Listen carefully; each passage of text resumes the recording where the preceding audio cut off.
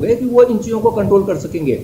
और by the way अगर कुछ ऐसा कोई कैजुअलिटी हो जाती तो क्या स्कूल वाले इसकी वो जिम्मेदारी लेंगे? अगर आपको मालूम होगा पहले भी हुआ था कि स्कूल वालों ने क्या कहा था कि अगर मान लीजिए कोई इन्फेक्शन होता है उसकी जिम्मेदारी हमारी नहीं होगी, है ना, वो पता नहीं कहाँ से करके आया। बिल्कुल ठीक है, मानते हैं हम कि वो कोई जिम्मेदारी तो बाहर अलग की बात है। एक बार बच्चे को अगर हैं। किसी के बच्चे के साथ कोई ऊंच नीच हो गई उसके बाद में जिम्मेदारियां तय करते रहिए, जाने वाला अगर चला गया तो परिवार के लिए तो हमेशा का दर्द रह जाएगा ना। इसलिए जिम्मेदारी से कोई बड़ी बात नहीं है। जिम्मेदारी मतलब मुझे लगता नहीं है कि वो बहस का विषय होना चाहिए, वहां तक बात पहुंचनी नहीं चाहिए। उससे पहले जो आपने कहा बेहद महत्वपूर्ण बात आपने कही। पहली बात तो आपने ये कही कि ये स्टडीज बार बार बदलती हैं, इसके ऊपर तो मैं डॉक्टर साहब से बात करूंगा, लेकिन उससे पहले अनिल शर्मा जी इसका जवाब देना चाहते हैं कि कैसे बच्चे सुपर स्प्रेडर नहीं बनेंगे, कैसे बच्चों के स्कूल में जाने से कोरोना का खतरा नहीं बढ़ेगा, इसके लिए यह क्या इंतजाम कर रहे हैं। बोलिए अनिल जी, बहुत संक्षेप में बोलिए। मैं बेसिकली ये बताना चाहूंगा कि आज जिस स्टडी पे सवाल खड़ा कर रहे हैं, तो क्या सुशील जी डॉक्टर हैं क्या? नहीं, सुशील जी तो डॉक्टर नहीं है, लेकिन ये तो समझ, ये तो अनिल जी हर किसी के जहन में आता है ये सवाल। तो आप और हम भी पढ़ते थे, अभी 15 दिन पहले तक हम पढ़े तीसरी लहर आ रही है, 3 हफ्ते बाद आ जाएगी, अगस्त में उसका पीक आ जाएगा, सितंबर में पीक ढल जाएगा, बच्चे सबसे ज्यादा मेरा सिंपल सा सवाल ही है सर, इसमें सिंपल सा कहना ही है कि कहीं न कहीं तो हमें जो वैज्ञानिक है, डॉक्टर पे बिलीव करना ही पड़ेगा। और उन्होंने बाकायदा सर्वे के आधार पर एक रिसेप्टर वर्ड और यूज किया है कि बच्चों में ये ज्यादा होता है, तार्किक और वैज्ञानिक आधार पर सर्वे पहले भी उन्होंने किया था। अगर आप टेक्निकल वर्ड्स को लेकर के किसी थ्योरी को विश्वसनीय मानेंगे तो रोजाना कोरोना में हमने एक नया शब्द सीखा है। सर मैं यही तो कहना चाह रहा हूं कि हमें कहीं न कहीं ये विश्वास करना पड़ेगा मिलके, और स्कूल प्रशासन के साथ मिलके इन चीजों का इंश्योर करना पड़ेगा।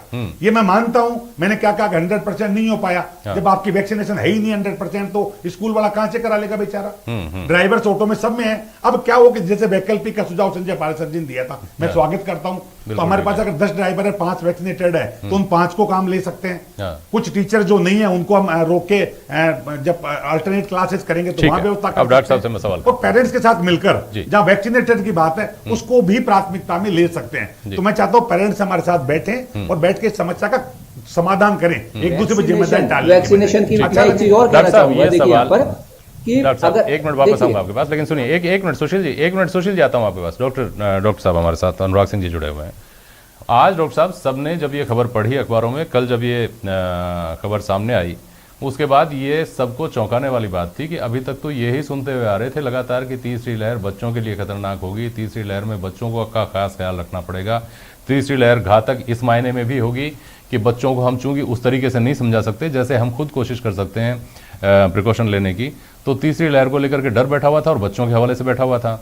अब ये आ रहा है सर्वे के साथ बच्चे तो सबसे ज़्यादा सुरक्षित हैं, उनके तो लंग्स में रिसेप्टर उस तरह के जो हैं वहाँ तक पहुँचता नहीं है ये वायरस। इस तरह की खबरें आती हैं, विरोधाभास स्वाभाविक रूप से सामने आना ही था। डॉक्टर साहब, डॉक्टर अनुराग सिंह जी नमस्कार। और सबसे पहले तो आपको बहुत मुबारकबाद कि आपने एक सोशल अवेयरनेस के लिए बहुत ही इंपॉर्टेंट और सामयिक विषय पर चर्चा आप कर रहे हैं और सही समय पर कर रहे हैं। देखिए, स्कूल खोलने का या नहीं खोलने का फैसला तो सरकार लेगी जी, बिल्कुल, लेकिन मैं आपको स्टडी के माध्यम से ये बता दूं कि जो स्टडी की चर्चा बात हो रही है और जो साइंस ऑफ कोरोना की बात हो रही है, जो रिसेप्टर की बात हो रही है, उसको थोड़ा सा ब्रीफ में आपको समझाऊंगा जी।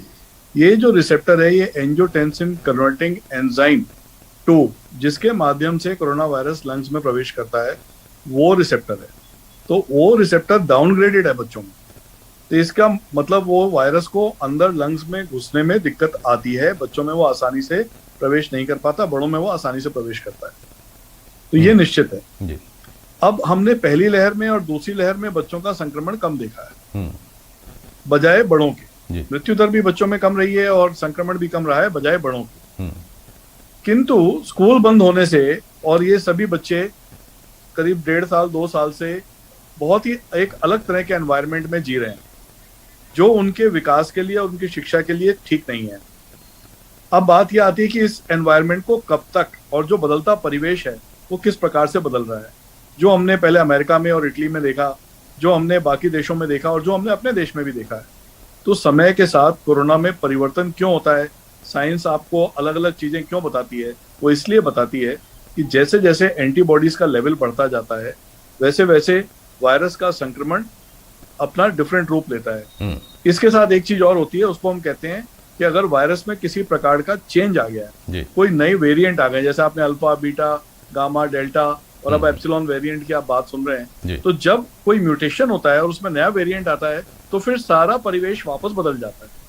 तो इस दो चीजों को ध्यान में रखते हुए काम की बात यह है कि जो बड़े लोग हैं और जो बड़े बच्चे हैं, किसी ने ये भी अभी कहा कि 10वीं 12वीं को आने दीजिए, प्राइमरी को रोकिए, तो 10वीं 12वीं के जो एडोलेसेंट बच्चे हैं उसमें एक बीमारी होती है जिसको कोरोना के बाद में MIS-C कहते हैं, उसकी संभावना अधिक है एडोलेसेंट्स में, और वो MIS-C ही एक ऐसी बीमारी है जो बच्चों को परेशान कर रही है। बाकी बच्चों में निमोनिया और जो पल्मोनरी संक्रमण है वो कम होते हैं, फीवर जरूर आता है, कभी दस्त उल्टी होते हैं, कभी फीवर आता है, 2-3 दिन का बुखार रहता है, उल्टी दस्त होते हैं और उसके बाद बच्चा उस वायरस को झेल जाता है और अपनी